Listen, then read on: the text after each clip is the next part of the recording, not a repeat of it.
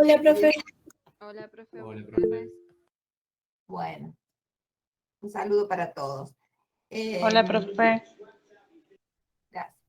Bueno, chicos, no sé si han visto, han entrado al aula, si han ingresado al link de la clase por el aula o lo han hecho de otra forma, pero los que hayan entrado al aula deben haber visto ya de que está puesta la fecha del parcial, la actividad parcial, que va a quedar en definitiva para el jueves 1 de julio, porque bueno, por una conversación con la profesora Alicia Ramírez, ella me había comentado que tenía su parcial también de la materia fármaco el día jueves, y como son dos materias que realmente están en el mismo año, o sea que no se pueden acoplar,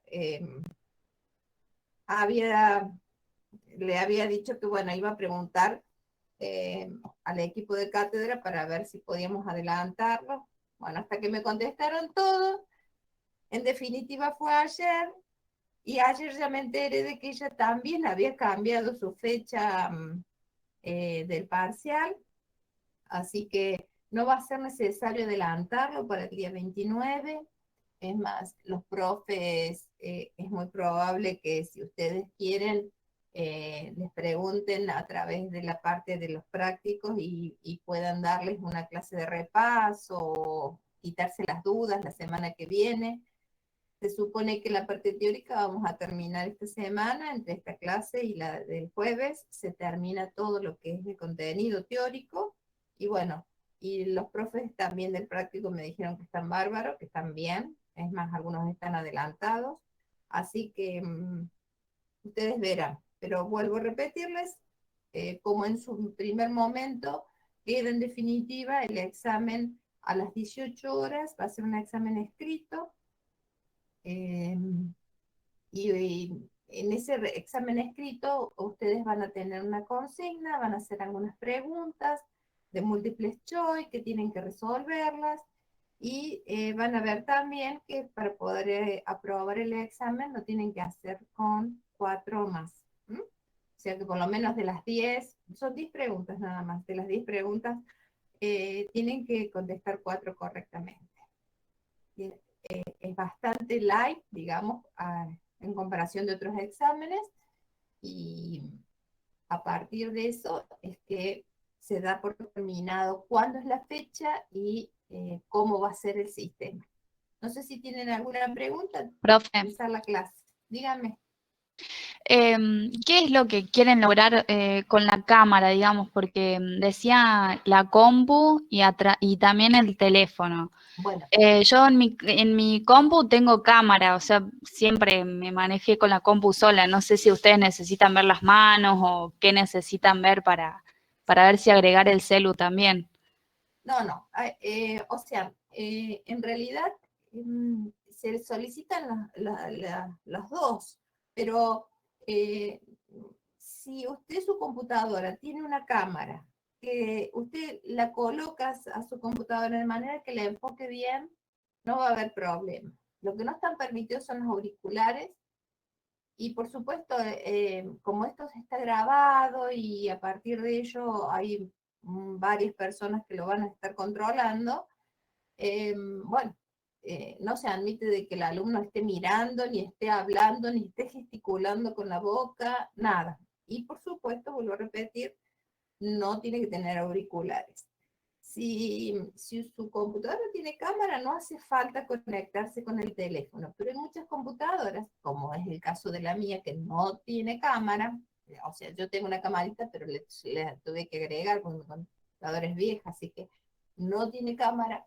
Entonces, en ese caso, si ustedes no tienen que sí o sí también conectarse con su celular. ¿Para qué? Para que el celular a partir de la cámara los enfoque y nosotros o el sistema pueda registrar todos los movimientos de ustedes. Eso nada más. Bien, gracias, profe. ¿Alguna otra duda? ¿No? Bueno, Profe, le hago una pregunta que no me quedó claro. a ver, Con respecto, por ejemplo, probamos este parcial y en el segundo parcial que nos vaya mal, ¿el segundo parcial no hay recuperatorio? Por eh, ejemplo, probamos este bien y en el segundo parcial nos va mal. ¿El segundo parcial no tenemos recuperatorio? sí, sí, tiene que tener recuperatorio. Bien, Sí, o sea que no hay problema de que nos vaya mal en el segundo por supuesto con este que nos vaya bien, pero en el segundo que nos vaya mal, ese sí vamos a tener recuperatorio. claro. Listo. En realidad es así. Si ahora les va bien y el segundo parcial les va mal, eh, entonces van a hacer un recuperatorio. Si en este parcial les va mal y en el segundo parcial también les va mal, no tienen posibilidad de hacer ningún recuperatorio. Así es de simple. Perfecto. No, yo había entendido que el segundo parcial, por más de que no iba bien en el segundo parcial podíamos quedar libre por el hecho que no iba mal en el segundo parcial, sin contar este que nos había ido bien. Por eso, pero si a usted le va mal en el segundo parcial, tiene que hacer el recuperatorio, porque el segundo parcial es integrador. Quiere decir que Perfecto. a lo mejor a usted le fue bien en esta primera camada, digamos, en este primer temario de contenido, lo cual estaría en condiciones, pero la otra parte del segundo cuatrimestre no está aprobada y usted tiene que estar aprobada para poder quedar regular. Perfecto. Listo. ¿Sí? Dale. ¿Cuánto tiempo van a tener para hacer las preguntas? Y 20 minutos nada más. Les alcanza y les sobra. Son 10 preguntas, recuerda. ¿Alguien más? ¿Alguna otra duda? La persona que no pueda tener prendida su cámara no se le va a dar por habilitado el parcial. O sea, tienen que estar todos con cámara prendida para que se les dé el ok del parcial. Si no, se les va a dar de baja la nota, como si no hubiesen rendido. Y recuerden que si no rinden este parcial, es como si les hubiese ido mal. Y por alguna causa que no pudieran estar presentes, porque puede haber alguna causa excepcional que no pueda estar presente, con certificado, con todo el rigor de la cuestión, se les va a tomar como si fuese el recuperatorio de esto en forma oral, con lo cual es más complejo para ustedes. Es más fácil hacerlo escrito, les digo. Así que bueno, esas son las cuestiones. ¿Estamos bien? No. Profe, Sí. ahí Melina está preguntando en el grupo y yo tengo el mismo problema. Ella pregunta si el micrófono es necesario, porque en mi computadora el micrófono solo anda si tenés los auriculares. No, no es necesario su micrófono. Si usted tiene alguna consulta, que por algo no hace falta, digamos, colocarse los auriculares para que usted pueda habilitar su micrófono, lo puede hacer a través del chat. Perfecto, gracias. Pero vuelvo a repetir, los auriculares de ninguna manera se va a aceptar que tengan colocados auriculares. Profe. No se puede volver para atrás en el examen. El examen, digamos, usted va a ver que dice, tiene que contestar la pregunta y para pasar a la próxima. O sea, no pierdan el tiempo, no pierdan el tiempo esperando que se les prenda la lamparita. ¿Por qué? Porque son 20 minutos, son 10 preguntas. pero ustedes no van a poder volver para contestarla y el tiempo está, digamos, bien. O sea, ¿ustedes creen que es poco 20 minutos? No, está bien, porque nosotros de alguna manera lo hemos hecho, o sea, el examen lo preparo, se lo mando a algún docente para que lo realice y que se supone que el docente está perfectamente habilitado para poder realizarlo y sin él saber las respuestas se contesta y ahí tomamos el tiempo. El docente que se envió ahora el examen lo contestó en 7 minutos, las 10 preguntas. Así que ustedes les damos 20. ¿Mm? Profe, perdón, entré tarde. ¿Cómo es eso de los dos dispositivos? Si yo tengo una compu que puedo entrar al Meet y puedo tener el acceso al aula, ¿me hace falta el...? No, si su compu tiene cámara no hace falta. Si su compu no tiene cámara, sí tiene que tener un dispositivo sí o sí que le esté focalizando para que nosotros podamos ver su cara. Ah, bien. Muchas gracias, profe. Bueno, ¿alguna otra duda, chiquis? La nota la van a ver que se tienen que conectar a un Meet todos. El Meet se deberían conectar entre 15 y 20 minutos antes del horario del examen. Y ahí nosotros le vamos a ir dando todo, cómo va a ser. A lo mejor vuelvo a repetir algunas de las cosas que he dicho ahora, pero bueno, a través del Meet se conectan, la compu queda prendida y ustedes no van a encontrar su examen hasta el momento en que sea el horario oportuno. Se habilita el examen y a partir de ello recién pueden ingresar. Ahora está hecho todo el parcial, pero está oculto para los alumnos, entonces ustedes no van a ver nada de esa otra parte, van a ver solamente el enunciado del parcial. Pero seguramente eso se habilita 5 minutos antes, normalmente se habilita, entonces, y se está programado para que empiece a las 6 de la tarde y 6:20, no hay Lola, el sistema directamente se lo lleva. Hayan o no contestado. Persona que ingresa tiene que contestar. ¿Por qué? Porque no es que usted ingrese y después no puede hacerlo o no tiene ganas o no. El sistema está programado, el aula virtual, el que la ideó es un capo realmente, o los que la idearon. Directamente sabe que usted ha ingresado, aunque no haya terminado su examen, le pone la nota de acuerdo a lo que cree que ha hecho.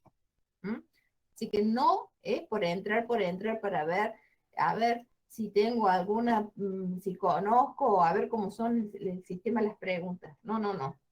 Ingresan, automáticamente van a tener una nota. Pero por supuesto, también, como esto se graba, entonces está todo preparado para que nadie haga trampa, chicos. Lamento decirles.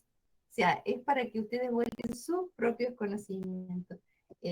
Automáticamente, como esto se graba, se sabe quién es la persona que ha ingresado al Meet y a partir de eso también quién no ha decidido, o sea, se puede hacer el conteo de quién está en el Meet y quién no va a entrar o no ha entrado al examen. Con lo cual también eso es una cuestión que limita para el tema del entorno de la nota. Yo digo que han sido tan inteligentes. A mí no se me hubiese ocurrido todas las cosas que puede hacer un aula virtual.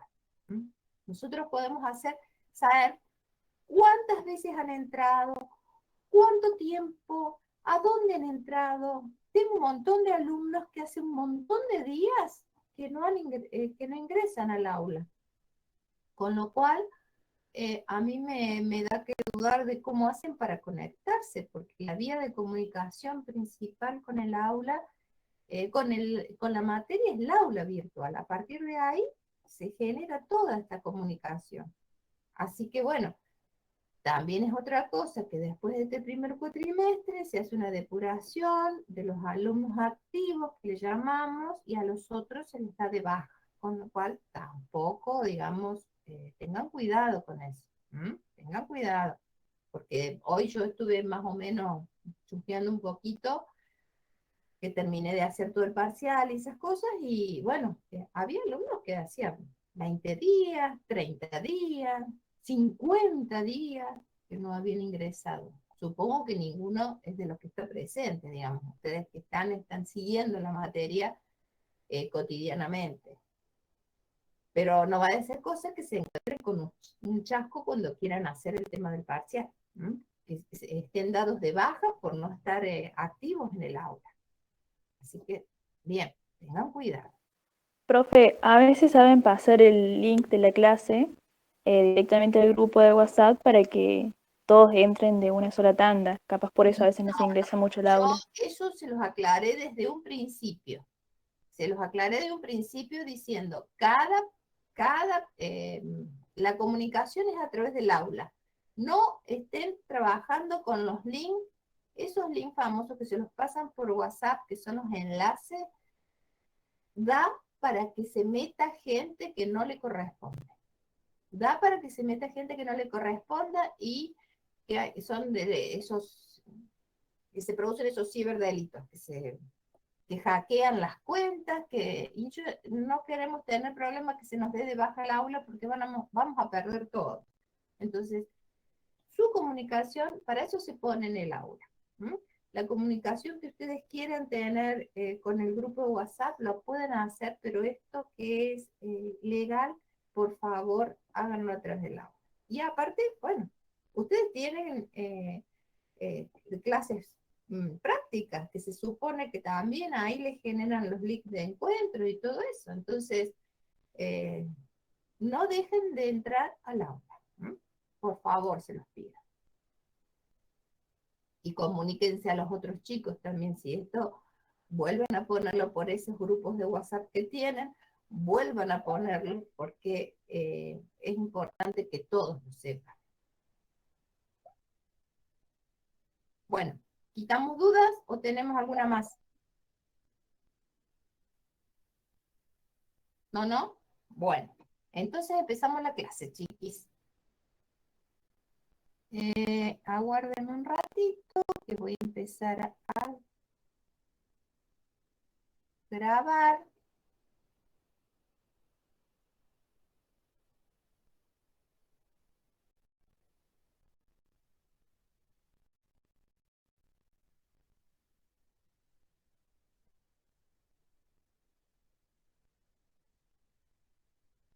Bueno, la profe Rosso me dijo que habían seguido avanzando con el tema de los protocolos de columna lumbar y que habían empezado a ver las funcionales. ¿Es correcto? Alguien que me diga que haya participado en la última clase. Vimos hasta funcional de perfil, profe. Bueno, entonces, como lo voy a ir repitiendo rápidamente para no perder el tiempo, entonces las radiografías de columna lumbar funcionales, tanto de frente como de perfil, la utilidad principal en realidad es, digamos, detectar las anomalías que puedan tener los espacios intervertebrales, a través de la relación o la conexión entre las estructuras óseas, entre los cuerpos vertebrales. O sea, por eso se llaman funcionales, porque son en movimiento, y sabemos que tanto la cervical como la lumbar tienen mucho movimiento, con lo cual se adiciona, más allá del desgaste propio metabólico de las personas, el desgaste por uso de la zona. Entonces, estas funcionales tienen como principal utilidad eso, de poder demostrar qué pasa en el movimiento con la alineación y el eje que debe ser siempre, digamos, correspondido entre un cuerpo y otro, para saber si estos cuerpos vertebrales siguen alineados. Recuerden que toda nuestra columna de alguna manera está sostenida más allá de las propias articulaciones que hay entre una vértebra y otra por los ligamentos. Estos ligamentos que hacen de sujeción para evitar de que se rompa o este bloquecito empiece a desalinearse. Entonces, muchas veces con estos movimientos tan exagerados, porque ustedes van a ver que se necesita que el paciente trate de forzar, digamos, el movimiento de la columna en este sector. Entonces, hacen de que si no están funcionando bien estos ligamentos, empieza a empezar como a desnivelarse el eje de la columna. Aquí están viendo en esta funcional, que es una funcional izquierda y que sirve para estudiar todo lo que está pasando del lado derecho, en realidad del lado opuesto, cómo está de alguna manera en el momento que estamos viendo la radiografía, si se alcanzan a ver cómo los ejes directamente de las espinosas hasta L1 están realmente alineados y de golpe entre L1 y L2 hay como un salto. Entonces eso es lo que realmente se trata de mostrar con esta fuerza, con este estrés que le hacemos a este segmento. Es más importante también, al igual que los otros tipos de radiografías, que tratemos de que el paciente esté de pie. Si bien lo podemos hacer en posición de cúbito, pero lo mejor de todo es hacerlo de pie. Y estas funcionales de perfil, que al igual que las de frente, también sirven para poder evaluar cómo el sistema de sujeción de los ligamentos que existen tanto en la región anterior como posterior está trabajando. Las funcionales de perfil, de acuerdo a cómo se lleve el cuerpo del paciente, se las denomina. Si el torso se trata de flexionar o llevarlo hacia adelante, se llama funcional en flexión. Y por el contrario, cuando tratamos de llevar el torso para atrás, se llama en extensión. Para ello el paciente va a estar lateralizado porque tenemos una vista de perfil, de manera que el plano medio sagital quede paralelo al plano de apoyo, como si hiciéramos una radiografía de columna lumbar de perfil, sino que digamos, en su primer momento lo ubicamos al paciente como si fuese una radiografía de columna lumbar de perfil y después en un segundo momento le hacemos que lleve o hacia adelante o hacia atrás en la zona del tronco para que poder observar cómo de alguna manera se relacionan los cuerpos vertebrales. Lo más importante de todo en esta radiografía de perfil, al igual que la de frente, es no movilizar la región de la pelvis.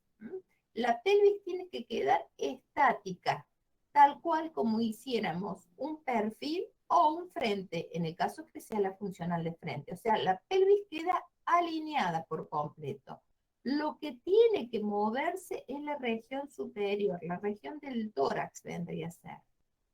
Porque es la única forma de poder corroborar si hay algo, digamos, a ver cómo está trabajando esta columna lumbar. El rayo central incide sobre las crestas ilíacas, un poquito por encima puede ser. Aquí no va a ser necesario, como les dije en el perfil, que tenía que ser traveses de dedo por debajo de las crestas ilíacas anterosuperiores. ¿Por qué? Porque en este caso la utilidad no es para ver regiones fijas, o sea, o los cuerpos o los espacios, sino es para ver el comportamiento que tienen estos cuerpos vertebrales a través de los espacios que los conectan con el movimiento. ¿Mm? Así que en este sentido puede ir tranquilamente el rayo central perpendicular por encima o a la altura de las crestas ilíacas. Y aquí está lo que recién les digo. Ojo, porque cuando uno trata de inclinar el cuerpo hacia adelante, para evitar la pérdida de estática, lo hacemos todos los seres humanos. Es como que de alguna manera hacemos un movimiento con la pelvis y la llevamos para atrás, porque si no, el peso de la región superior de nuestro cuerpo nos llevaría a caernos hacia adelante. Entonces, para compensar muchas veces, tiramos la pelvis para atrás y eso genera que nosotros podamos tener esta cuestión de estabilidad. Miren cómo este paciente, si bien está haciendo el movimiento, miren dónde ha quedado la línea media de la mesa, con lo cual se supone que esto tendría que estar nuestro cuerpo, nuestro eje de la columna lumbar coincidente con esa línea media. Y esto ha sucedido muy probablemente, ¿por qué? Porque por ese movimiento que recién les acabo de decir, de compensación para evitar caernos para adelante, ha tirado en demasía la pelvis para atrás y eso no sirve. No sirve. Este paciente que tenemos aquí también, a pesar de que ustedes ven que está estable, también si nos lo tomamos, digamos, como buscándole la falla, nos vamos a dar cuenta como que a partir de la zona donde están ubicados los pies, el eje de los miembros inferiores empieza a irse para atrás. Y esto no está correcto, porque eso indica que también esta pelvis de esta paciente femenina también se ha inclinado para atrás. O sea, lo importante es que el eje de los miembros inferiores hasta la pelvis quede totalmente vertical. Y después, el movimiento que se genere tratando de llevar el torso hacia adelante sea solamente lo que nos permita en la zona de la lumbar. Nada más, porque aquí, si digamos, tenemos una situación muy puntillosa y nos damos cuenta de que en realidad acá no está trabajando la columna lumbar. Lo que está trabajando es la zona de la pelvis, nada más, y el movimiento lo está haciendo a través de directamente completo, el torso completo. Con lo cual, no me va a dar la realidad del paciente de lo que le está pasando en la región lumbar. ¿Mm? Yo aconsejo que para hacer estas radiografías, tanto la funcional de perfil en flexión como en extensión, que tratemos de que el paciente esté sentado. ¿Mm? Una vez que el paciente lo pongamos en una silla o se siente en una silla, por más que quiera llevar la colita para atrás, cuando tire el torso hacia adelante, no lo va a poder hacer porque la silla se lo impide.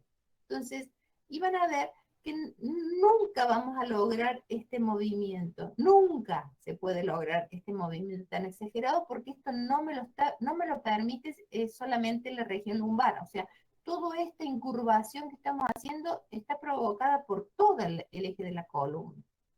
Entonces, van a ver que es muy limitado cuando nosotros hacemos la verdadera radiografía funcional, es muy limitado el movimiento que podemos hacer hacia atrás o hacia adelante. Siempre, por supuesto, el que va a ir hacia la región anterior para que se denomine funcional en flexión, siempre es mucho más importante que lo que podemos tirar con el cuerpo hacia atrás. Y aunque ustedes no lo crean, miren, a pesar de lo que estamos viendo externamente, de lo que está pasando en el paciente, cómo podemos observarlo, cómo se resuelve internamente este movimiento. Si ustedes se fijan, aquí tengo la región del sacro y acá están las vértebras lumbares, con lo cual para nada se lleva ese ángulo tan exagerado como se ve, como si tuviese el cuerpo del paciente. Esto es lo que vamos a conseguir si hacemos una radiografía, un protocolo correctamente. Más allá de esto es lo que vamos a conseguir como funcional de flexión, que tenga esta vista, nada más, ¿eh? No piensen que se va a incurvar y se va a acostar la columna. ¿Y por qué me doy cuenta que es una funcional? Porque nuevamente ha perdido la curvatura que tiene la convexidad anterior con cavidad posterior, este segmento. Lo mismo pasa con la funcional en extensión. Cuando llevamos el torso del cuerpo hacia atrás, pasa exactamente lo mismo que nos pasaría en flexión. Si lo hacemos con el paciente de pie, otra vez por un movimiento de compensación para que no nos caigamos para atrás, tiramos ahora la pelvis hacia adelante. Con lo cual, nos vuelve a pasar la misma situación que nos pasó en la descripción del procedimiento anterior. Así que también vuelvo a aconsejarles que el paciente lo hagamos estando sentado el paciente. Y después que tire todo lo que pueda para atrás, la región del torso, inclusive tranquilamente puede apoyar las manos en el soporte donde está ubicado, donde está sentado, para evitar de que se caiga para atrás. Y también cuando vemos la radiografía que obtenemos después de esta posición, nos vamos a encontrar que está levemente, digamos un poquito más exagerada la curvatura de la zona. Por lo cual determinamos que la vista de esta imagen radiográfica es funcional de perfil y en este caso en extensión. Al igual que la anterior, entonces también la zona de la cresta ilíaca o región posterior de la cresta ilíaca, allí tiene que estar alineado con la línea media, también igual que en la anterior, el plano mesagital va a quedar paralelo, y también al igual que la anterior, el rayo central va a ir perpendicular a la altura de las crestas ilíacas, o puede ir por encima de las crestas ilíacas. Y estas imágenes que estamos viendo aquí, es lo que realmente sería la posición correcta, correcta. Y fíjense la diferencia que hay. Para nada el paciente tira el cuerpo para adelante completamente, sino que solamente incurva ese sector del eje lumbar, nada más. Lo está haciendo hacia la parte anterior o lo está haciendo hacia la parte posterior. Así que tengan en cuenta que estas son realmente la forma en que debemos dirigir de manera de que nuestro paciente movilice el cuerpo para que tengan utilidad, estas funcionales, en este caso de perfil. Bien. Tengo una pregunta, profe. Querida. ¿El lado a estudiar es el que se apoya o no? No, porque acá no vamos a estudiar ningún lado en especial. ¿Qué vamos a estudiar? Vamos a estudiar el comportamiento de los ejes, en este caso con los movimientos de estrés que provocamos en el sector de la lumbar, y vamos a estudiar la alineación que tienen los cuerpos vertebrales, o sea, de alguna manera, cómo están trabajando los ligamentos, en este caso, que sujetan a este sector en la parte anterior o posterior. Cuando nosotros tiramos el cuerpo para adelante, los ligamentos que vamos a estudiar son los contrarios, o sea, los de atrás, o sea, los posteriores. Cuerpo para adelante, ligamentos posteriores. Cuerpo para atrás, ligamentos anteriores.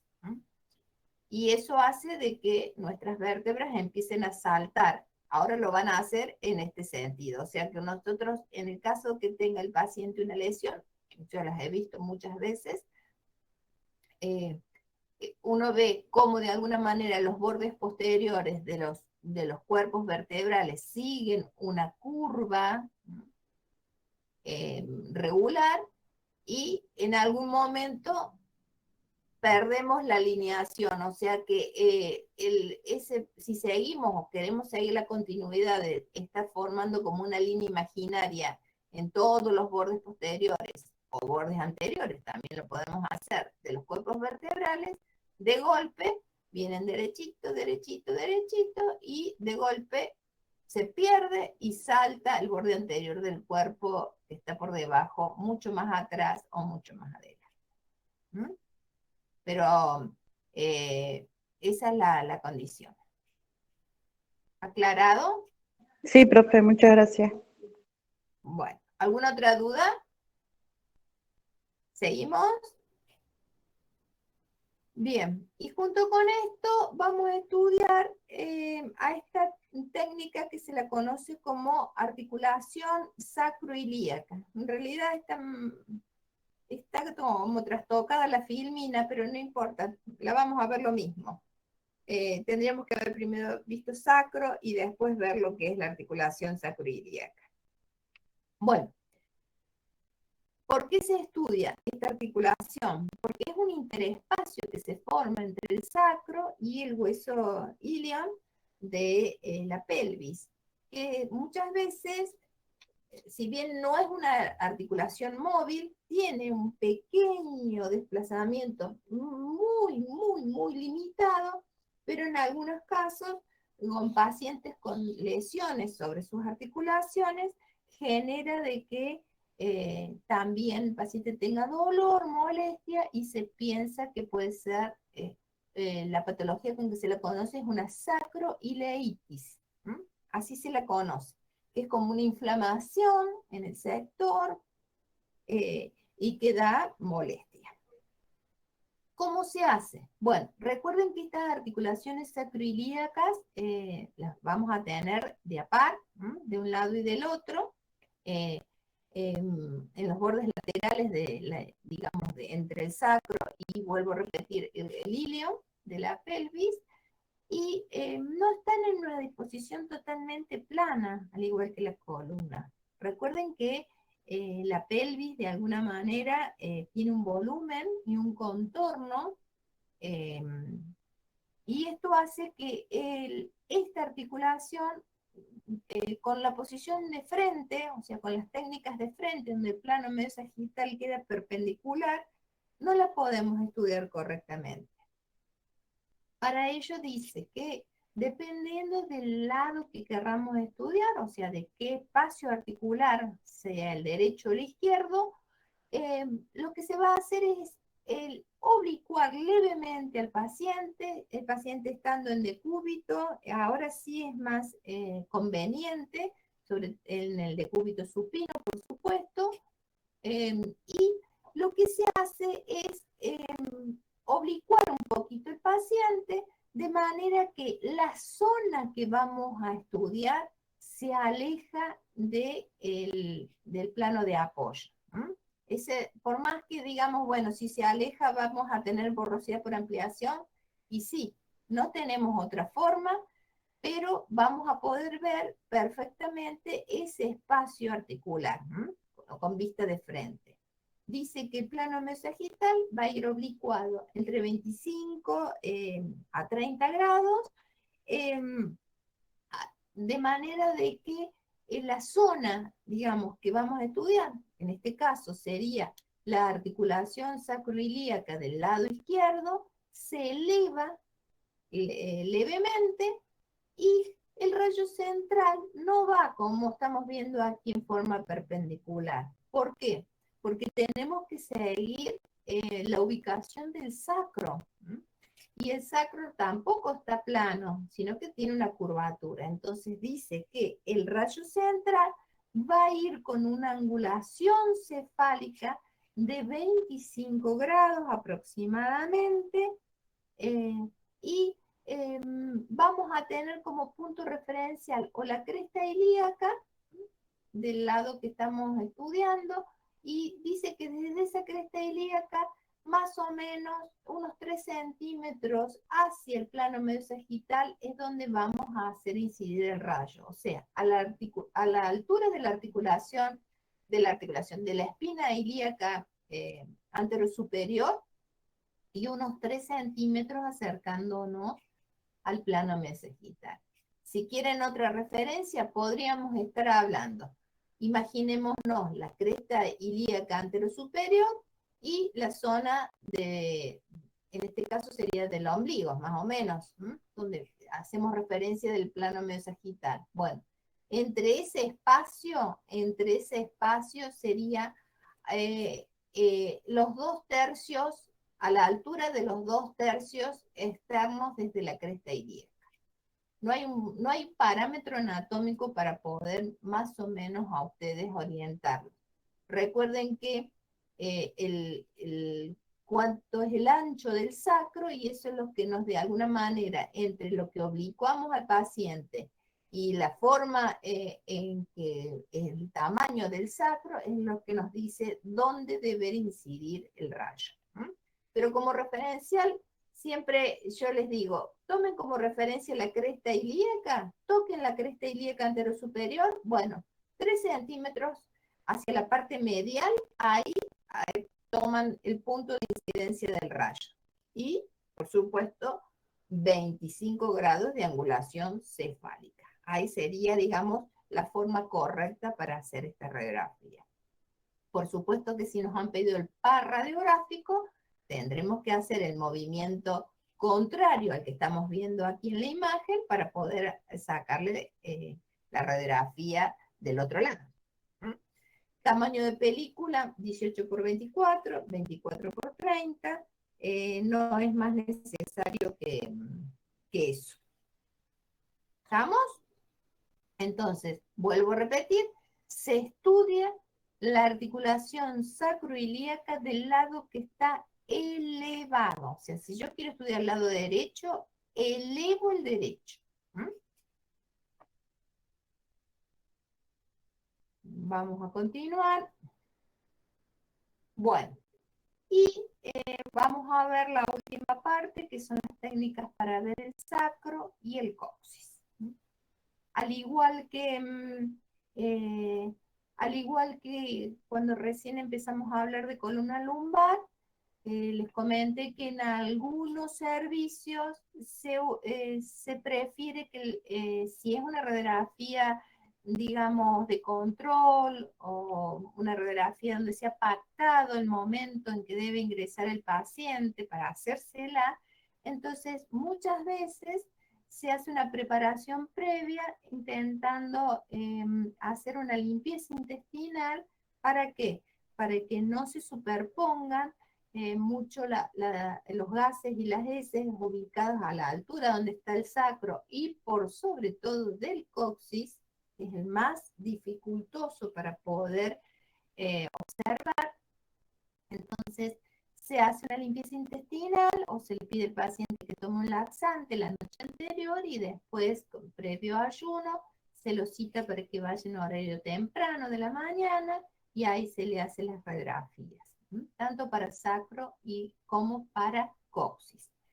En algunos otros servicios no está estipulado que se haga preparación previa, o sea que no se haga limpieza intestinal y tal cual el paciente se le hace la radiografía sin realizar nada de esto que hemos visto. Y dice la teoría que cuando vamos a hacer una radiografía de sacro, y lo hemos puesto, en realidad no es tan estricto. Ustedes ven que dice 20 grados y 20 grados. Si vamos a hacer una radiografía de sacro, la teoría dice, el paciente va a estar ubicado exactamente igual Pero si yo voy a ver o quiero demostrar el sacro de frente, el rayo va a ir con 20 grados en sentido cefálico. Y si yo quiero ver el coxis de frente, lo voy a hacer con 20 grados, pero en sentido caudal. O sea, exactamente el contrario. La dirección del rayo es exactamente contrario uno con el otro, porque, bueno, la anatomía lo rige así. Y ahí lo que estamos viendo es una radiografía de sacro de frente. ¿Cómo me doy cuenta que es una radiografía de sacro de frente?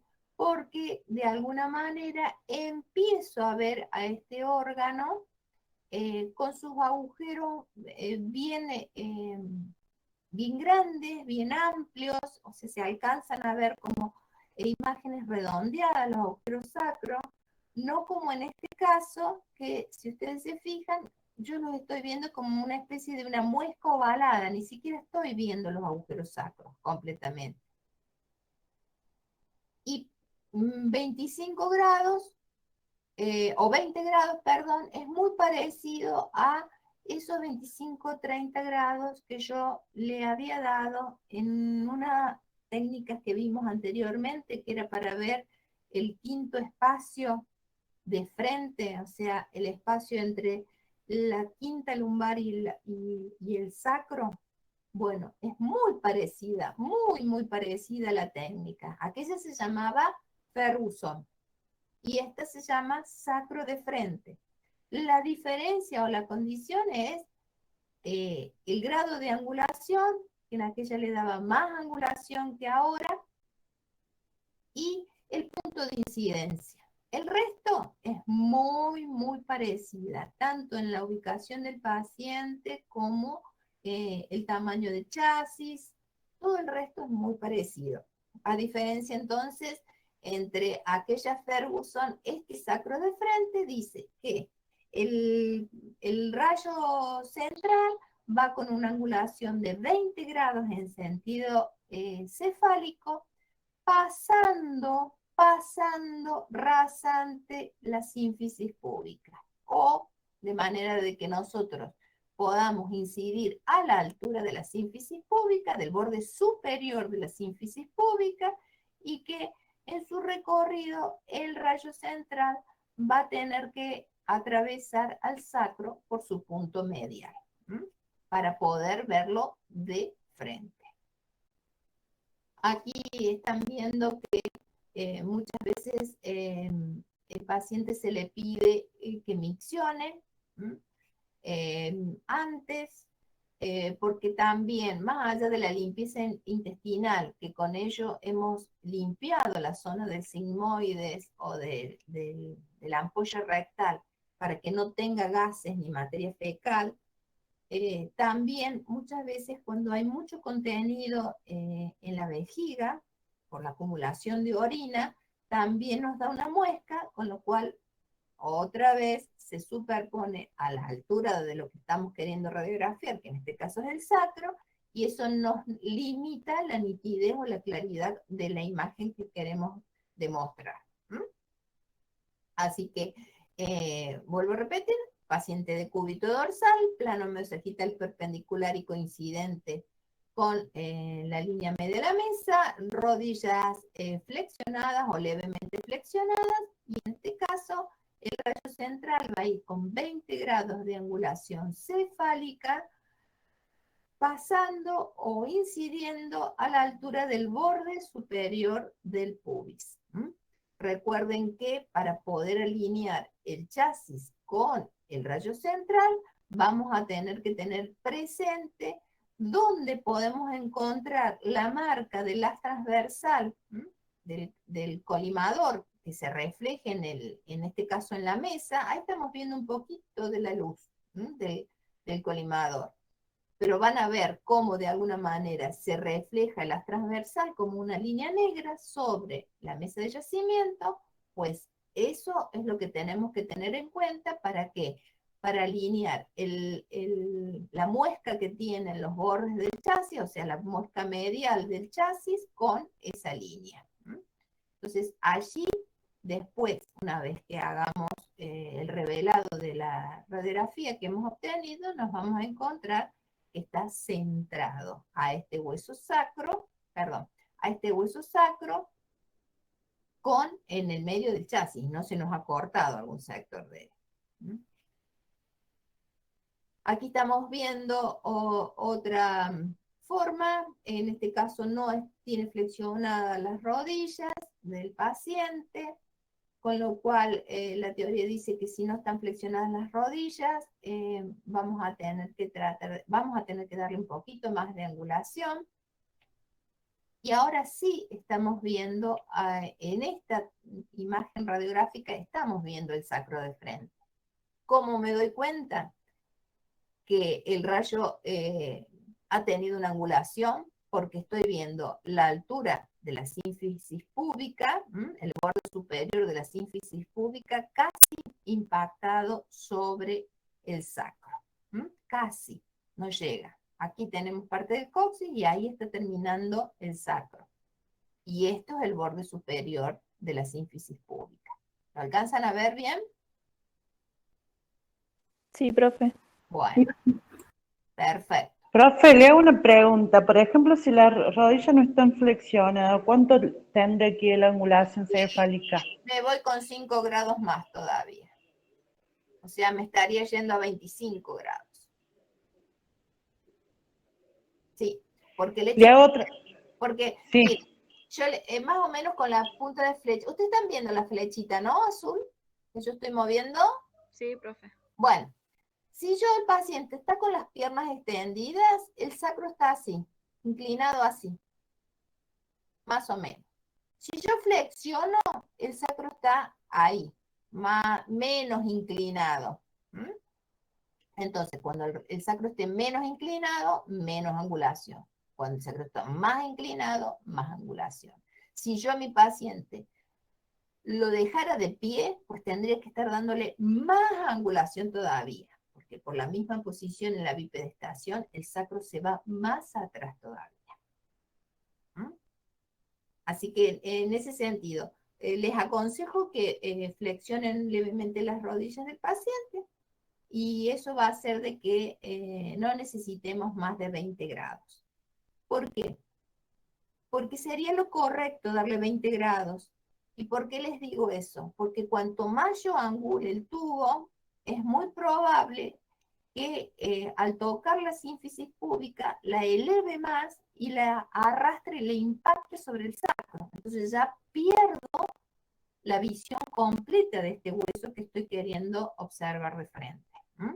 Entonces, por eso recién la comparé con la Ferguson. En la Ferguson le dábamos 30 grados y nos íbamos a encontrar que teníamos la sínfisis púbica metida a la altura de la mitad del sacro. O sea, esos 5 grados hacen que cada vez la sínfisis púbica se levante más, impacte sobre zonas cada vez más altas. Y yo, como ahora quiero ver sacro completamente, por eso que estamos hablando de darle 20 grados nada más, para poder ver lo correcto y que no se me impacte la sínfisis púbica. Entonces, con 20 grados y flexionando las rodillas, lo puedo ver con claridad. Ahora sí. Acá encontré una espina bífida de nuevo, para que vean. En este caso es del sacro, de la primera vértebra sacra, está la espina bífida, no está en la quinta lumbar. No, perdió la forma que tenemos, que demuestran las apófisis espinosas, la forma con que las vemos, esas gotas alargadas, y de golpe aquí deja de estar la gota. Miren, acá hay un esbozo de las espinas, de la cresta sacra, pero aquí empiezo a ver como esos dos deditos cruzados. Allí la espina bífida está en el sacro. Bueno, y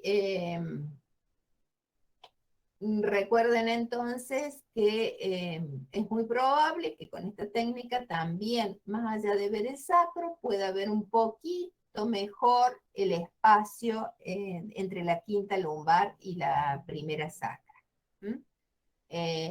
No tan correctamente como lo hacemos con directamente la verdadera técnica para ver ese espacio,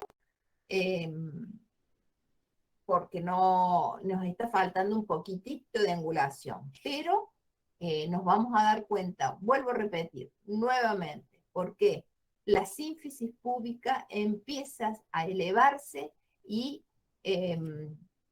por segunda empezamos a perder la imagen representante del agujero pélvico. Aquí estamos viendo otra. Y bueno, no es una buena una imagen clara, pero otra vez vuelve las mismas pautas que que les nombré anteriormente. El sacro bien magnificado, el borde de la sínfisis púbica mucho más elevado que lo que vemos cuando hacemos con el rayo perpendicular, y de alguna manera también empieza a verse un poquito más nítido el espacio lumbosacro. Y para ver esta zona con vista de perfil, solamente lo que tenemos que hacer, recuerden que la hacíamos a esta radiografía con el paciente de cúbito dorsal. Entonces, para poder ver la zona con vista de perfil, lo único que hacemos es lateralizar el paciente, de manera de que ahora el plano axilar posterior quede perpendicular y coincidente con la línea media de la mesa. Aquí se le ha provisto al paciente de un almohadón para poder alinear el eje completo y no se incurve. ¿Por qué? Porque si esto no sucede así, nosotros tendríamos que angular el rayo. Entonces, si nosotros logramos estabilizar y alinear todo el eje de la columna con el plano de apoyo, el rayo va a ir perpendicular, tranquilamente. ¿Y a dónde ahora? ¿A qué punto referencial tenemos? La cresta ilíaca. ¿Se acuerdan que la cresta ilíaca era el punto anatómico externo que nos daba la referencial y que, digamos, teníamos a esa altura L4? Dijimos que el espacio L5, C1, iba a ser unos 3 traveses por debajo de esa cresta ilíaca. Pues entonces, si a 3 traveses está el espacio, está comenzando el sacro, seguramente que el rayo central, en el caso que querramos ver sacro completamente, que tiene que incidir en el punto medial del sacro, sea entre 5 y 7 centímetros por debajo de la cresta ilíaca. O sea, más o menos tendría a esta altura la cresta ilíaca. Miren, más o menos el espacio para poder tomarlo al sacro en su punto medial. El rayo va a ir perpendicular, y el tamaño de chasis también puede ser un 24 por 30 o puede ser un 18 por 24.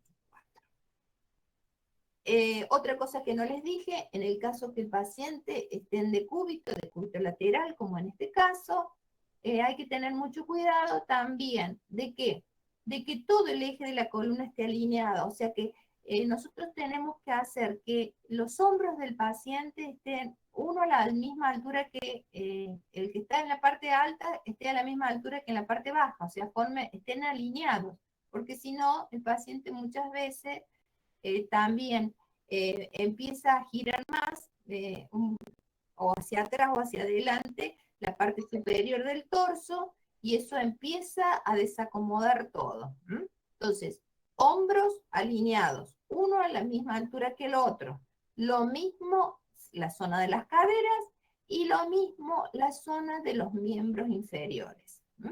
Entonces, no pueden estar los miembros inferiores, nosotros decimos que el paciente tiene que tener los dos a la misma altura. Y en lo posible, para evitar justamente que se rote la zona de la pelvis, que los hacemos que el paciente tenga levemente flexionadas las rodillas. Eso le va a dar un mejor campo de apoyo para dar estabilidad y que esto permanezca en la posición que nosotros necesitemos que esté. O sea, hombros alineados, miembros inferiores alineados y el leve flexionamiento de las rodillas. De esta forma está el paciente en la posición justa para poder ver el sacro de perfil. Bueno, y estas son las imágenes que podemos obtener. Aquí están viendo también otro tipo de paciente. De alguna manera permanece lo que acabamos de decir, el protocolo, donde se tiene que, cómo va el rayo, cómo tiene que incidir, a qué altura. Y esta es la imagen que obtenemos de este sacro con vista de perfil. Miren, aquí tenemos el sacro, el borde superior, la articulación lumbosacra, el sacro, y allí el extremo distal del sacro y el coxis. Miren qué poquito se ve el coxis. Por eso recién les dije, es de toda la columna el sector más complicado para poder observar. Otros pacientes, para que vean que siempre se cumple el estabilizador, el rayo perpendicular, el paciente lateralizado, levemente flexionadas las rodillas, un miembro superior encima del otro, y si nosotros hacemos eso, no vamos a tener absolutamente ningún problema.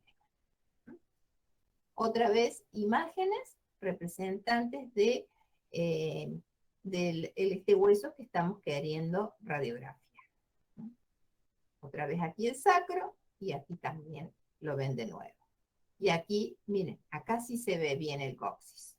Y tengo un problemita en este coxis, está luxada.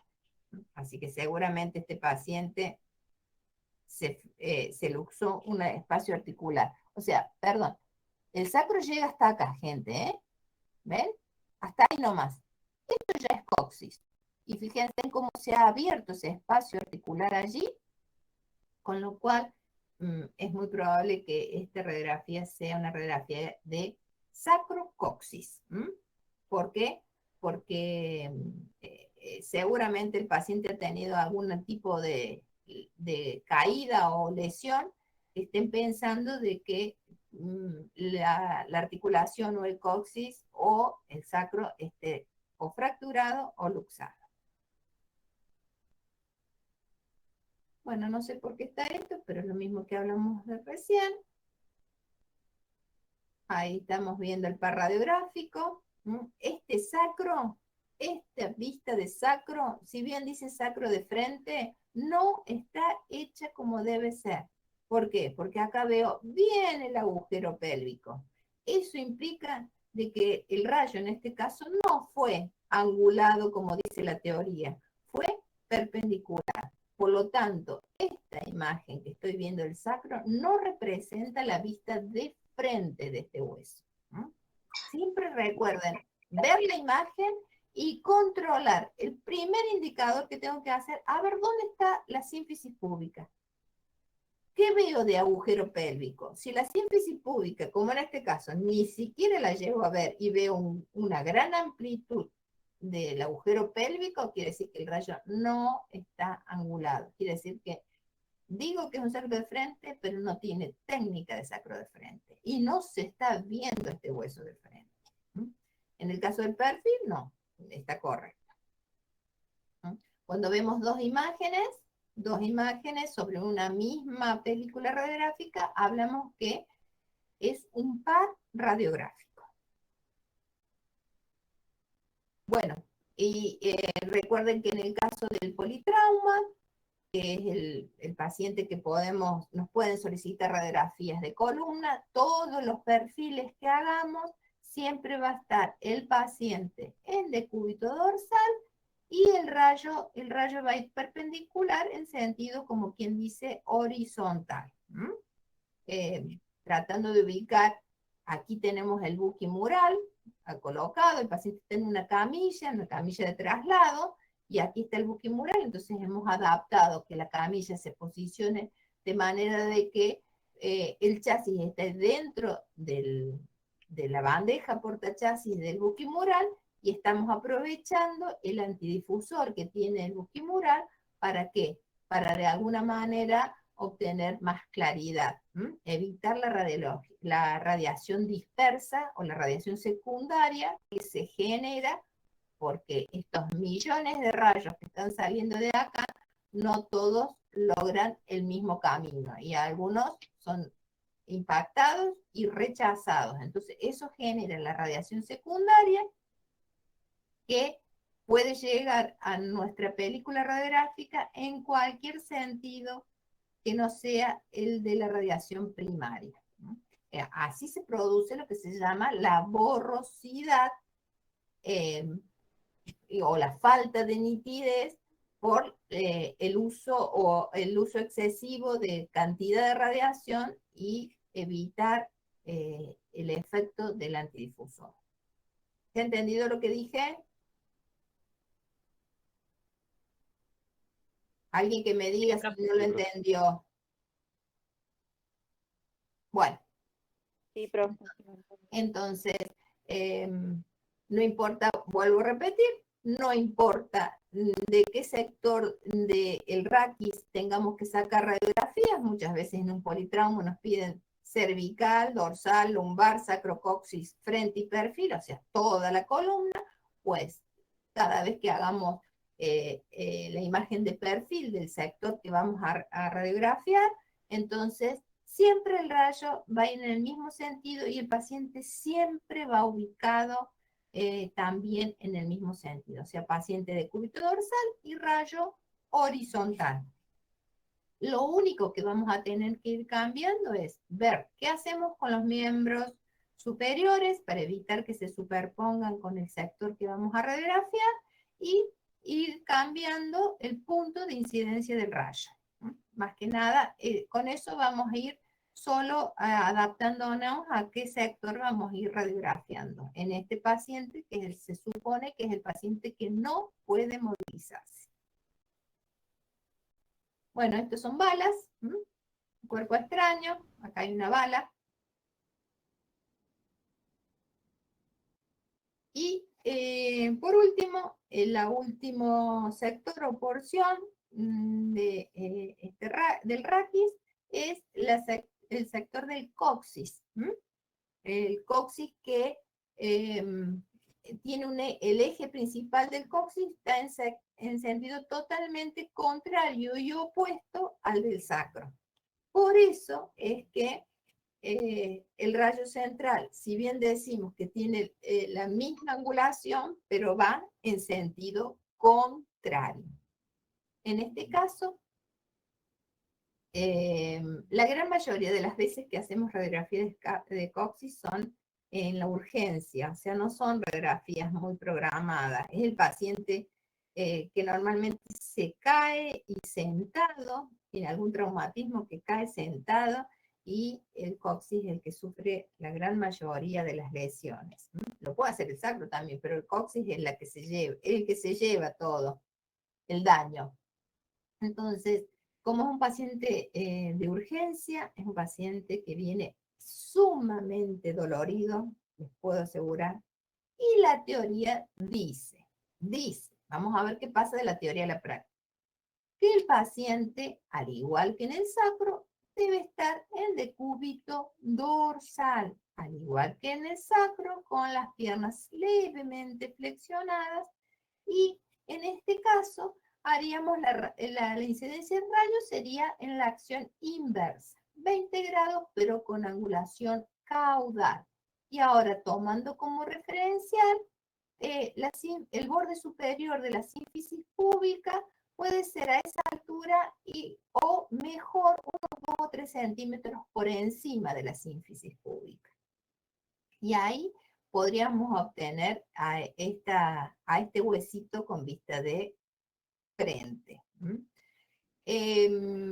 Ahora, recién les dije, es un paciente que viene sumamente dolorido y el hecho de que nosotros lo coloquemos en decúbito dorsal puede generar presión en la zona y el paciente no vamos a lograr que colabore para nada. Así que consejo de alguien viejo en la práctica, probamos así. Esta es la teoría, este es el protocolo con que se debe hacer esta radiografía. Pero muchas veces me he visto obligada a que el paciente, al no poder apoyarse de esta forma, lo coloque de cúbito ventral, en prono. Con lo cual, en este decúbito prono, ¿qué tengo que hacer? Que el rayo va a incidir por la región posterior del cuerpo del paciente y lo va a hacer con 20 grados, pero en sentido cefálico. ¿Y qué punto de incidencia va a tomar como referencia? Y yo digo, miren, donde comienza el pliegue interglúteo, ¿se dan cuenta? Pliegue interglúteo. Bueno, allí está la articulación sacrocoxígea, ahí más o menos. Entonces, ese sería el punto de incidencia del rayo central. 20 grados de angulación cefálica, ahí, sobre el pliegue, el comienzo del pliegue. Si lo podemos hacer con el paciente soporta que coloquemos en decúbito dorsal, esto sería lo más correcto. ¿Por qué? Y porque la zona estamos tratando de esta forma que se acerque lo máximo posible a la película radiográfica, por lo tanto vamos a generar menos borrosidad por ampliación. Pero si no colabora o no soporta la ubicación entonces veremos la segunda opción que nos da también resultados. No vamos a obtener la calidad estricta que tiene esta, pero que para el momento sirve. Paciente de cúbito ventral o prono, y en este caso el rayo 20 grados, pero con angulación cefálica. Profe, en decúbito ventral, ¿dónde incidía el rayo que no escuché bien? Yo no quiero decir la palabra, pero cuando comienza la rayita, ahí. Gracias. No quería decir, pero capaz que me entiendan bien. Sí, se entiende mejor. De esa forma. Bueno, allí. A eso se lo conoce como pliegue interglúteo. Bueno, ahí, en el comienzo. Profe, una consulta. Dígame. Antes de hacerlo en decúbito prono, ¿no es mejor hacerlo con el paciente parado, digamos? No, porque les va a pasar lo mismo que recién les dije. Ninguna de las dos, de estos dos huesos, ni el sacro ni el coxis, son aconsejables hacerlo con el paciente de pie, porque se sobreexageran las angulaciones. Y eso Cierto. que perdamos esto y tengamos que angular mucho más. Con lo cual, al angular más, empezamos a meternos o a impactarnos en otras estructuras que no queremos y bueno, si el rayo la toca, la estructura, la vamos a ver. Entonces, por eso, ninguna de las dos es aconsejable hacerle de pie. Y ahora sí, si pudiéramos, o si ha pasado el momento de la emergencia y hay que hacerle una radiografía de control, o sea que uno lo puede citar al paciente, lo puede decir, venga mañana, entonces ahora sí, lo mejor de todo es que hagamos una limpieza. Pero ahora no hace falta, cuando hablamos de coxis, no hace falta que someterlo al paciente a un laxante tan agresivo como es la función del laxante. Y para evitar todas estas molestias que le va a generar un laxante al paciente, existen en las farmacias, químicamente que se venden, unas sustancias que se llaman microenemas y que tienen como función vaciar la ampolla rectal nada más. Zona en la que queda netamente superpuesta con el coxis. Entonces, ¿qué se hace? Es como si fuese una jeringa. Imagínense una jeringa grandecita de un tamaño bien importante, con un piquito un poquito más grueso, cosa que entre por la zona del ano. Bueno, se descarga eso, estimula la limpieza, la evacuación de la ampolla rectal, con lo cual saca las heces y los gases que puedan estar alojados a esa altura. Entonces, vamos a obtener una visión mucho más clara. Ahora sí, les aconsejo, en el caso que, vuelvo a repetir, sea un paciente que ha pasado de su emergencia, del estado agudo y que se hace un control, entonces ahora sí limpiemos. Tratemos de limpiar porque ahora les hablo de experiencia. En las zonas más problemáticas para poder observar con claridad. Y no les cuento si el paciente es un poquito gordito. Es totalmente dificultoso poder observar el coxis de frente con claridad. Nosotros, los de radiólogos, nos empezamos a agarrar la cabeza. Si un gordito nos pide un coxis, me agarra la cabeza. Yo sé que el perfil lo voy a poder hacer bárbaro, pero el frente me va a costar un horror.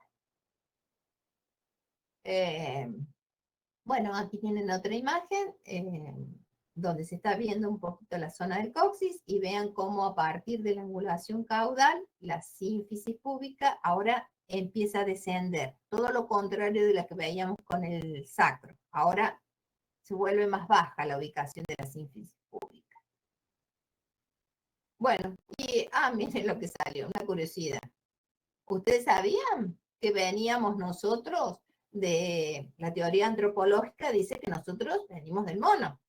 Lucy, el primer homínido que se paró en dos patas y dejamos de ser cuadrúpedos. Bueno, se cree que el ser humano tenía cola, al igual que los cuadrúpedos, pero que tiene mucha función esa cola cuando uno trabaja en el movimiento con las cuatro patas. Como ahora no necesitamos, esa colita se ha ido cada vez atrofiando más. Y se cree que dentro de aproximadamente 2000 años no va a existir ni siquiera el coxis, porque no va a tener función. O sea, es parte del raquis, lo que queda del coxis es parte del raquis de un sector que en su momento lo tuvimos muy activo y que ahora no lo necesitamos. Es raro, pero puede existir el caso de personas que puedan nacer con cola. Por supuesto, se las quita directamente. Bien. Y proyección lateral del coxis, exactamente igual que hicimos el sacro de perfil. Bueno, hacemos el coxis de perfil. Lo único que vamos a hacer para estar más centrados en la zona es que en vez de entre 5 y 7 centímetros por debajo, lo hagamos 12 centímetros por debajo de la cresta ilíaca. Entonces, vuelvo a repetir. Miren, aquí estoy viendo la zona donde está marcada la columna. Pues seguramente a esta altura está comenzando ese famoso pliegue que les dije interglúteo de este paciente. Entonces allí es donde va a tener que incidir el rayo. En la zona del coxis es mucho más superficial que del sacro. Así que les aconsejo que cuidado con los glúteos. Cuando tenemos personas o pacientes con glúteos muy voluminosos, empezamos a perder detalle o nitidez. Así que yo aconsejo suavemente, con calidad profesional, hacer un pequeño zona, tactar la zona, a ver, de lo que yo veo, a dónde se supone, no voy a tocar allí, en el pliegue directamente, no va a ser cosa que el dedo se me vaya para otro lado, pero hasta donde llega más o menos el sacro, la articulación sacroiliaca, puedo tocar tranquilamente, y eso me va a dar una referencial de más o menos a qué distancia de la superficie posterior que estoy viendo voy a tener que incidir el rayo. Más o menos. Por supuesto, aquí tenemos nuevamente el coxis, visto lateralmente, y siempre vamos a tener la presencia del sacro. Nunca la vamos a perder. Y en este paciente, ven, hay gases todavía. Con lo cual, seguramente, si he hecho de este mismo paciente su radiografía de frente, me voy a encontrar que estos gases están totalmente interpuestos sobre el coxis. Creo que no hay más. Bueno, y acá se terminó. A ver dónde estamos.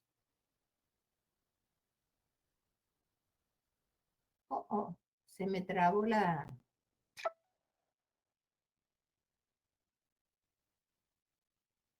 Espérenme un ratito. ¿Me escuchan ustedes?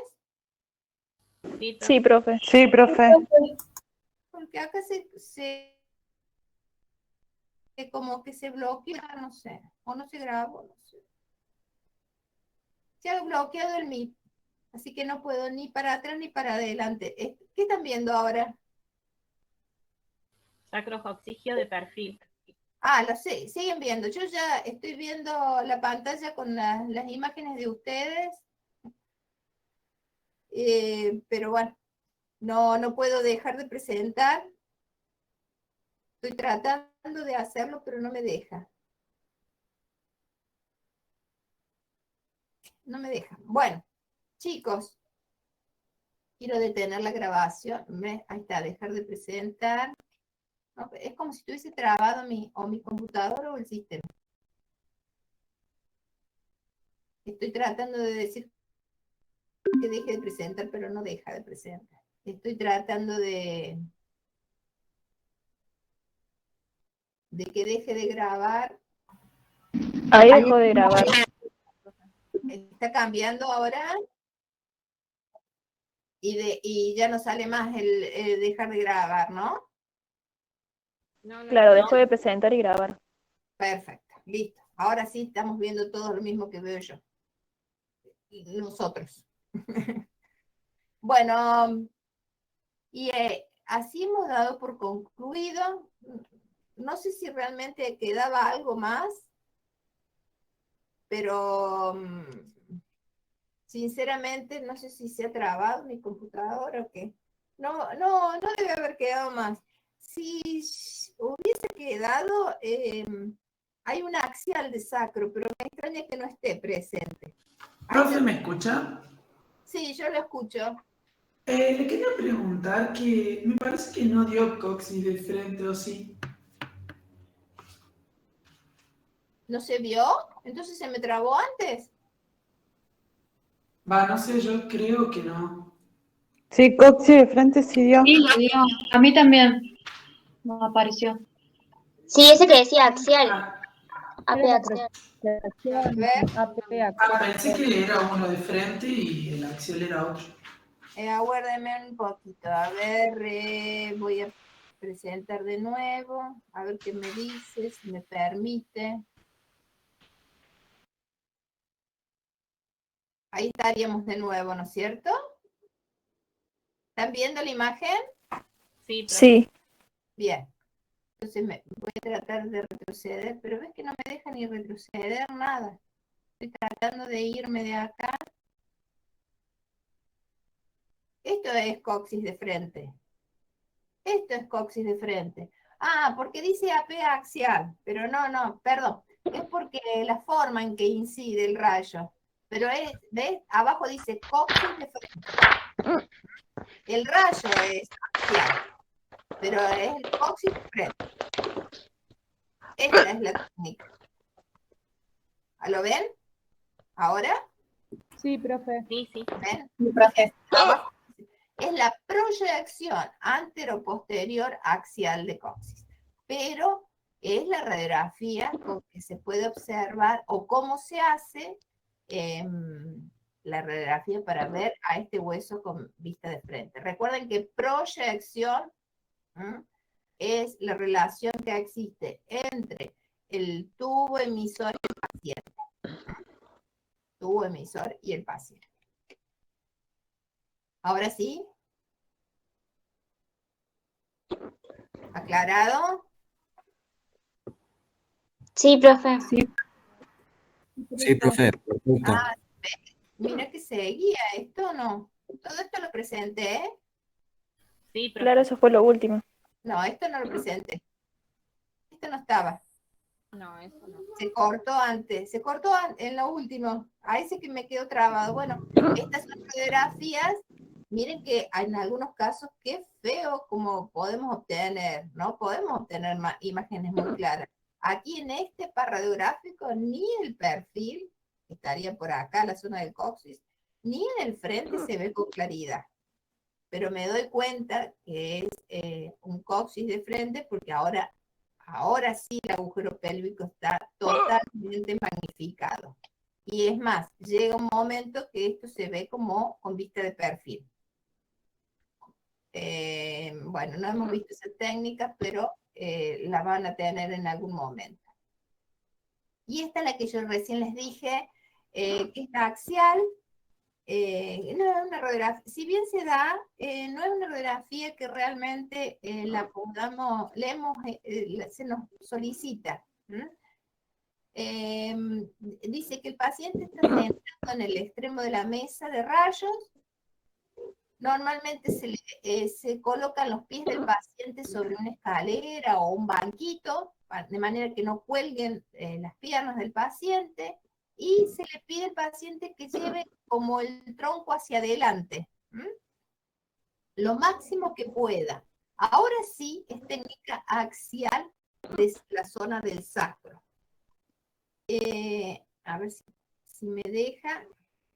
¿Ven? Esta es la imagen que yo quería mostrarle. Esta es la técnica axial de Yazar-Lapine o de Nolke. Cualquiera de los dos radiólogos de alguna manera buscó una alternativa, y en este Profe, caso... hay una compañera con el micrófono prendido. Bueno, que lo apague, por favor. Si lo pudiera apagar, mejor. O revisen todos sus micrófonos. Anda con hipo. ¿Que sigue con hipo? Bueno, ni se dio cuenta ella.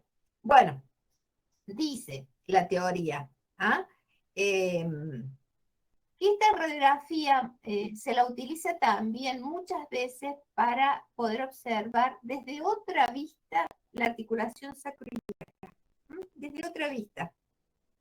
Y podemos ver de alguna manera también la alineación que hay en esta articulación sacroiliaca, o sea, entre el sacro y la pelvis. La condición es que ahora sí, flexionado el torso, es más, dice que tenemos que tratar que con la cabeza intentemos tocar la rodilla. Muchas veces le hacemos al paciente para que mantenga esa posición, esa flexión tan exagerada hacia adelante, de como que con los brazos abrace las rodillas y trate de meter la cabeza entre las rodillas. Y en este caso el rayo va a ir perpendicular a la altura de lo que se supone la L4. L4 estaría más o menos por acá. Recuerden que las crestas ilíacas nos dan un punto de referencia. La cresta ilíaca anterosuperior nos da una referencial de donde está L4. O sea que ese sería el punto sobre el plano miosagital de la región posterior donde debería incidir el rayo. Con lo cual, a ver si tengo, esto es lo que voy a ver. Miren. Y acá se los presento. Esto es el sacro, visto ahora sí visto axial. Desde una vista, digamos, superior inferior. Lo atravesamos desde otra dirección, ni de frente ni de perfil. Ahora de arriba para abajo, completamente. Y aquí tenemos a la región del sacro. Esto es parte de la columna lumbar, visto. No podemos reconocer nada porque no es una toma que me permita ver con claridad, pero sí tenemos nuevamente las articulaciones sacroiliacas, vistas desde otra opción, que también muchas veces es importante porque con esto yo tengo una vista general y es comparativa, o sea, puedo ver qué le está pasando a una y compararla con la otra. Cuando recién vimos articulación sacroiliaca, vimos que se hacía de una a la vez. Entonces, muchas veces podemos llegar, o está la descripción de esta técnica de Yazar-Lapine, para poder observar a esta articulación sacroiliaca y hacer una comparativa entre las dos. Les cuento que a mí no me la pidieron nunca en mi tiempo de vida, pero bueno, siempre nosotros vamos preguntando a ver qué pasa, y en los centros de alto trauma o de traumatología importantes, sí se la solicita. Así que debe ser que yo no he trabajado en ninguno de ellos. Pero acá están, ¿ven? Ahí nuevamente la articulación sacroiliaca, ahí está presente, y acá estamos viendo el hueso sacro desde otra óptica. Ahora sí, es vista axial, ahora es la vista axial, no es la dirección del rayo, es la vista con que vemos a este hueso, en, digamos, vista axial. Y lo último, y terminamos con esto, que no, creo que la profesora no habló, la profesora Rosso y yo tampoco les hablé, que les dije que íbamos a esperar que terminara. Y el tema es, cuando nos piden radiografías de columna dorsal o de columna lumbar, que en realidad deberían pedirnos radiografía de columna dorsolumbar, porque ante la probable patología que se llama escoliosis. ¿Qué significa esto? Que cuando el diagnóstico de la solicitud de esta radiografía sea escoliosis, tenemos que hacerla con el paciente de pie, con el paciente descalzo, sin exigirle ningún movimiento al paciente. O sea, como nosotros le tenemos que decir, ¿cómo se para usted? Como usted se pare y se siente cómodo parado, así tiene que quedar. O sea, no podemos exigir que el paciente se embare, se quede derecho, acomode bien los hombros. No, no, no. Como él sea su hábito en la bipedestación. Y por sobre todo, nuestra imagen radiográfica tiene que tener presente la gran mayoría de los dos ejes del segmento lumbar y dorsal. No tenemos una película tan larga como para poder tomarlos por completo. Si existe una aparatología que es el espinógrafo, que en realidad tampoco existe en muchos lugares, debe haber en Córdoba 3 o 4, no más de eso, donde sí, con este aparato nos permite, y con películas especiales, las películas son de una longitud mucho más importante, nos permite ver todo el sector en forma completa. La teoría dice que tenemos que tratar de ver toda la zona de la región lumbar, incluida todo lo que se dé de la parte dorsal. Toda la lumbar, incluidas las crestas ilíacas anterosuperiores y todo lo que más dé al límite de la columna dorsal. Por supuesto que vamos a elegir el tamaño más grande que tenemos, que es el 35 por 43, y esos 43 los vamos a poner en sentido longitudinal para que trate de abarcar todo lo que más se pueda.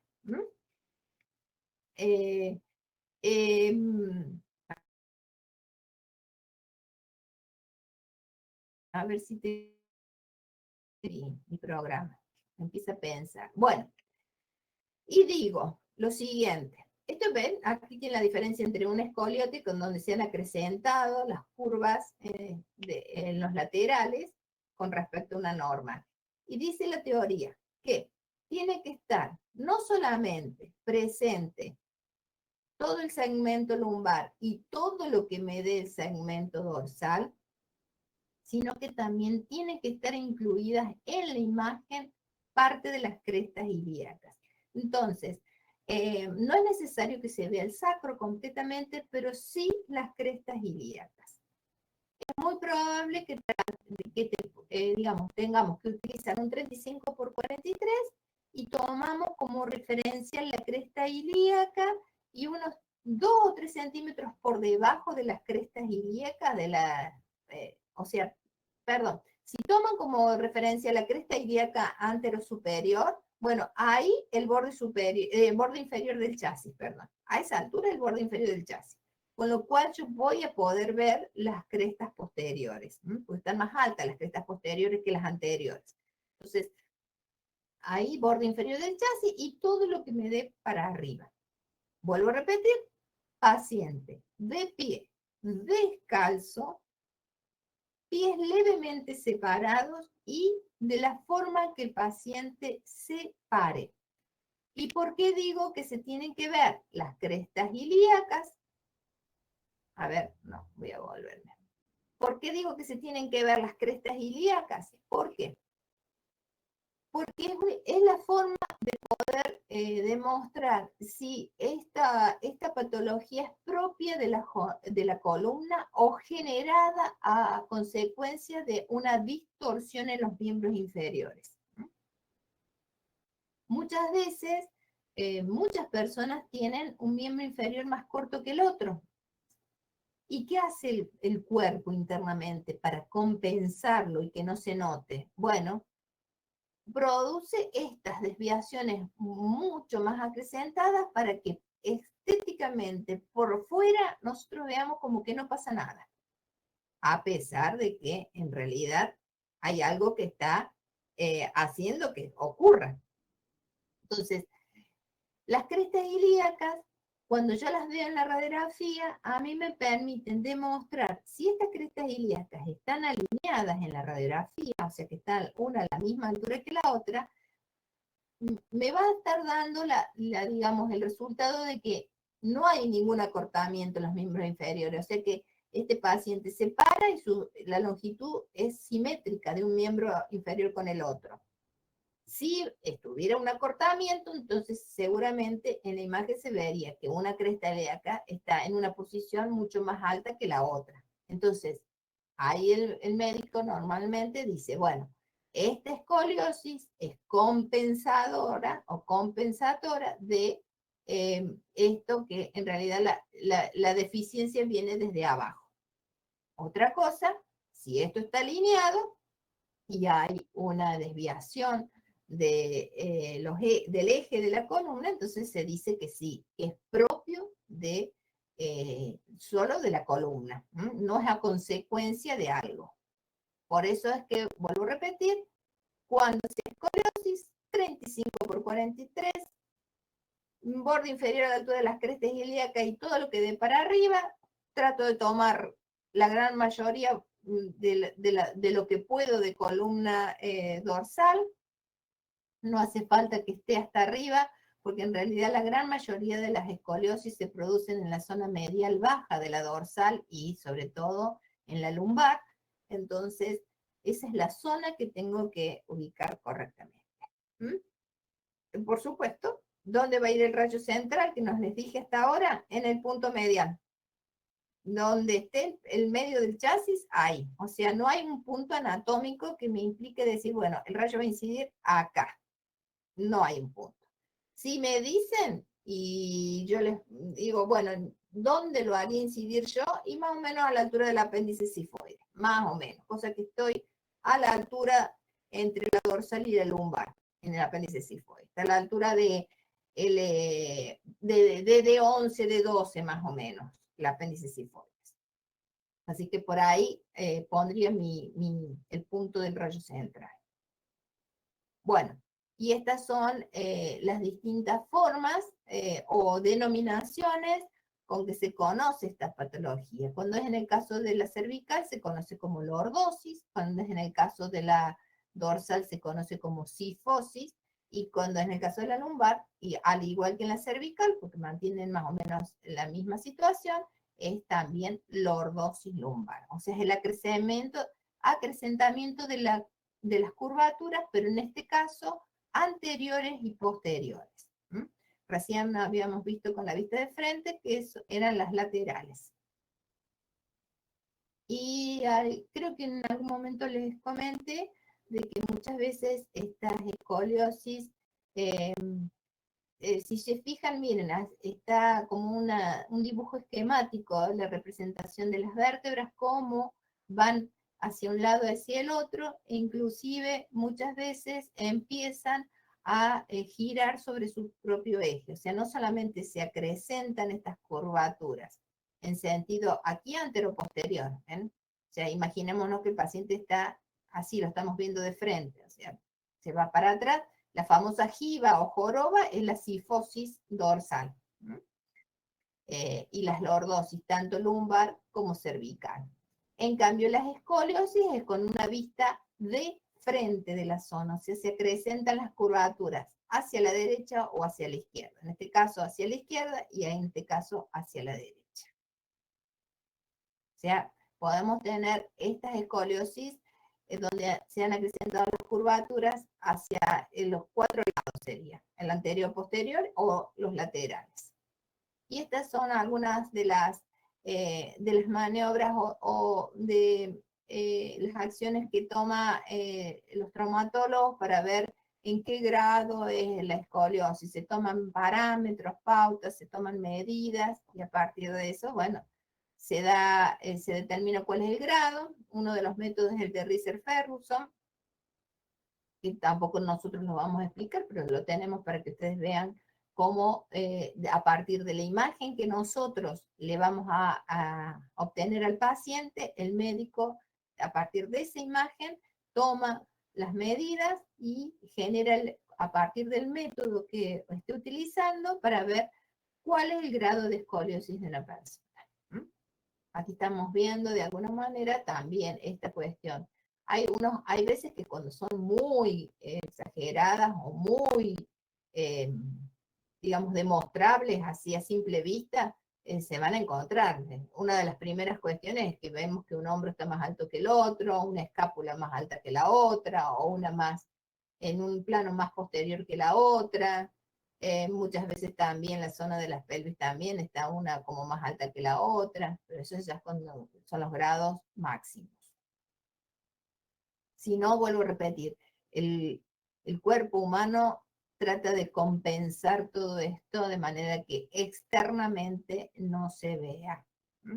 Y muchas veces yo he hecho que el paciente con una inspección física externa, el paciente se acrecenta mucho más estas escoliosis cuando nosotros lo hacemos que el paciente se flexione hacia adelante, o sea, lo pones erguido, se pare, que te dé la espalda y después, una vez que vos miras, le pedís que se flexione, que trate con las puntas de los dedos tocar, con los dedos de las manos trate de tocar las puntas de los dedos de los pies, y eso genera el aumento o la exageración de esa patología que ya la tiene de antemano el paciente. Y, digamos, uno lo puede confirmar solamente con esa inspección física para ver qué hace. Y bueno, aquí tipos de escoliosis, cuando son estructurales y no estructurales, pero esta vez más que nada es del aspecto del diagnóstico, diagnóstico propiamente dicho. Y cómo podemos llegar a encontrar externamente, que lo que recién les dije, las caderas irregulares, lo mismo que las escápulas, y toda la sintomatología que puede tener el paciente. Entonces, dice la teoría que si nosotros, para poder demostrar realmente el diagnóstico final del grado de escoliosis que puede tener persona, dice que hay que hacer una radiografía de pie, una en decúbito y una de perfil de pie. Con todo esto, digamos, en comparación a ver cómo es el comportamiento y la acomodación de las vértebras en las distintas posiciones con que obtenemos las radiografías, el médico puede llegar a un diagnóstico final. Pero, como es muy costoso, son muchas radiografías, normalmente las obras sociales no las pagan, la gran mayoría de las veces hacemos una radiografía en bipedestación y es suficiente. Bueno, y también estas curvaturas se acrecentan más si a su vez las complementamos con las funcionales. Así que en realidad son muchísimas radiografías que tendría que hacer para poder tener un diagnóstico final. Bueno, y ahí son los distintos métodos para medir el grado de desalineación, y eso es todo lo que vamos a ir viendo. Es parte de lo mismo, de la escoliosis, distintos temas. las técnicas, y esto es lo que vamos a obtener con esa radiografía que yo les estoy diciendo, de que en realidad, más allá que nos pidan dorsal o lumbar, y dice diagnóstico de escoliosis, tenemos que hacer el eje completo. Totalmente la región lumbar y parte de la dorsal, o lo más que se pueda de la dorsal, incluida la vista de las crestas ilíacas. Si ustedes se fijan, acá hay una cresta ilíaca mucho más alta que la otra, con lo cual el paciente debe tener bastante de acortamiento entre un miembro y otro, y esto que está pasando, que lo vemos y nos llama la atención, es en compensación para evitar los daños que ocasiona una pierna más corta que la otra. Bueno, y creo que acá llegamos, porque es parte de lo mismo, a lo mejor son muchas radiografías. Aquí están, miren, aquí no solamente vemos una escoliosis, sino una rotoescoliosis. Si se fijan, y lo estamos viendo aquí también. Acá estoy viendo parte de los perritos de la chapel, acá está la orejita, el ojo, las dos patitas, o sea que acá como si estuviese presentado. A lo mejor el paciente está de frente, mirándolos a ustedes, y acá está, yo estoy viendo como si fuese una vista oblicua, y acá como si fuese una vista, se va girando medio casi por acá de frente, y acá las estoy viendo de perfil. O sea, miren los cambios que puede en el propio eje, por eso se llama, a esto se llama no solamente escoliosis, sino rotoescoliosis. Bueno, ahora sí, dejé de presentar. No, profe. Porque si no, Ahora es sí. lo mismo. Ahora sí dejé de presentar. Es como para que ustedes tuvieran un poquito más claro este panorama. Recuerden entonces eso, no se olviden de esa parte. Bueno, chicos, en 10 minutos empiezo con otra clase de la Universidad de La Rioja. Hasta acá sí terminó. Ya le aviso a la profesora Rosso para que de alguna manera haga más hincapié en las imágenes, para que ustedes se les aclare, y si han quedado con alguna duda, anótenla, y el jueves cuando tengan la clase con la profe Rosso, le dicen. De mi parte, nos vemos recién. Gracias, profe. El 1 de julio. 1 de julio era, ¿no? Sí. Sí, profe. Chao. Con los profes de los JTP, los jefes de trabajos prácticos, o las prácticas. Muchas gracias, profe.